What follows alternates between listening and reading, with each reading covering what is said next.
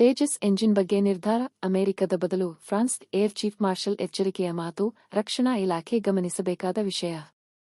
ಬೆಂಗಳೂರು ಭಾರತೀಯ ವಾಯುಪಡೆಯ ಗೆಲುವಿನ ಗುಡುಗು ತೇಜಸ್ ಯುದ್ಧ ವಿಮಾನಗಳ ಹೊಸ ಎಂಜಿನ್ ಆಯ್ಕೆ ಪ್ರಕ್ರಿಯೆಯಲ್ಲಿ ಅಮೆರಿಕದ ಬದಲು ಫ್ರಾನ್ಸ್ನ ಕೈ ಹಿಡಿಯುವ ನಿರ್ಧಾರವೊಂದನ್ನು ರಕ್ಷಣಾ ಇಲಾಖೆ ಪರಿಗಣಿಸುತ್ತಿರುವ ಸುದ್ದಿ ಹೊರಬಿದ್ದಿದೆ. ಈ ಕುರಿತು ಏರ್ ಚೀಫ್ ಮಾರ್ಷಲ್ ವ್ಯಾರ್ ಚೌಧರಿ ನೀಡಿದ ಸೂಕ್ತ ಎಚ್ಚರಿಕೆಯನ್ನು ಗಂಭೀರವಾಗಿ ಪರಿಗಣಿಸುವ ಅಗತ್ಯವಿದೆ. ಭಾರತೀಯ ತಂತ್ರಜ್ಞಾನ ಮತ್ತು ಸ್ವದೇಶೀಕರಣವನ್ನು ಬಲಪಡಿಸುವ ನಿಟ್ಟಿನಲ್ಲಿ ತೇಜಸ್ ಮಾರ್ಕ್ 2, ತೇಜಸ್ ಮಕ್ 2 ಯುದ್ಧ ವಿಮಾನಗಳಿಗೆ ಅಗತ್ಯವಿರುವ ಉನ್ನತ ಶಕ್ತಿಯ ಎಂಜಿನ್ ಆಯ್ಕೆ ಬಹುಮುಖ್ಯವಾದ ಹಂತವಾಗಿದೆ. ಈ ಹಿಂದೆ ಅಮೆರಿಕದ ಜಿ ಕಂಪನಿಯ 414 ಎಂಜಿನ್ ಬಳಕೆಗೆ ಒಪ್ಪಿಗೆ ಸೂಚಿಸಲಾಗಿತ್ತು.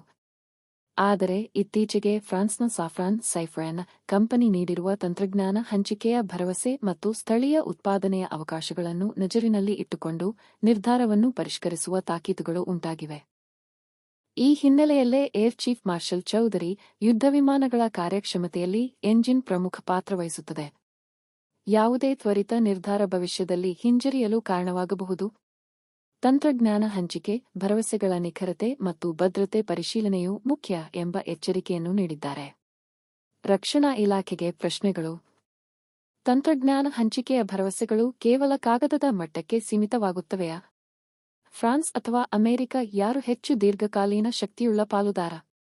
ಭಾರತದಲ್ಲಿ ಉತ್ಪಾದನೆ, ನಿರ್ವಹಣೆ ಮತ್ತು ನವೀಕರಣಕ್ಕೆ ಯಾರು ಹೆಚ್ಚು ಸಹಕಾರ ನೀಡಬಲ್ಲರು? ಸ್ವದೇಶಿ ಕೌಶಲ್ಯದ ಉತ್ತೇಜನೆ ಮುಖ್ಯ. ರಕ್ಷಣಾ ತಜ್ಞರ ಅಭಿಪ್ರಾಯದಂತೆ ಎಂಜಿನ್ ಪೂರೈಕೆ ಕೇವಲ ಖರೀದಿ ಅಂಶವಲ್ಲ, ಅದು ಭವಿಷ್ಯದ ತಂತ್ರಜ್ಞಾನ ಪಾಲುದಾರಿಕೆಗೆ ಕನ್ನಡಿ.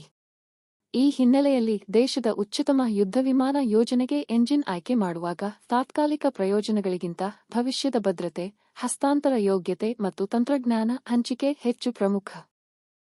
ಸಾರಾಂಶ: ತೇಜಸ್ ಎಂಜಿನ್ ಆಯ್ಕೆಯಲ್ಲಿ ಭಾರತ ತಗ್ಗಿದ ಒತ್ತಡ ಅಥವಾ ಚಟುವಟಿಕೆಯ ಆಧಾರದ ಮೇಲೆ ನಿರ್ಧಾರ ಕೈಗೊಳ್ಳಬಾರದು. ಏರ್ ಚೀಫ್ ಮಾರ್ಷಲ್ ನೀಡಿದ ಎಚ್ಚರಿಕೆಗೆ ಕಿವಿಗೊಟ್ಟು ರಾಷ್ಟ್ರೀಯ ಭದ್ರತೆ ಮತ್ತು ತಂತ್ರಜ್ಞಾನ ಸುಧಾರಣೆಯ ದೀರ್ಘದೃಷ್ಟಿಯಿಂದ ಮುಂದೆ ಸಾಗಬೇಕು.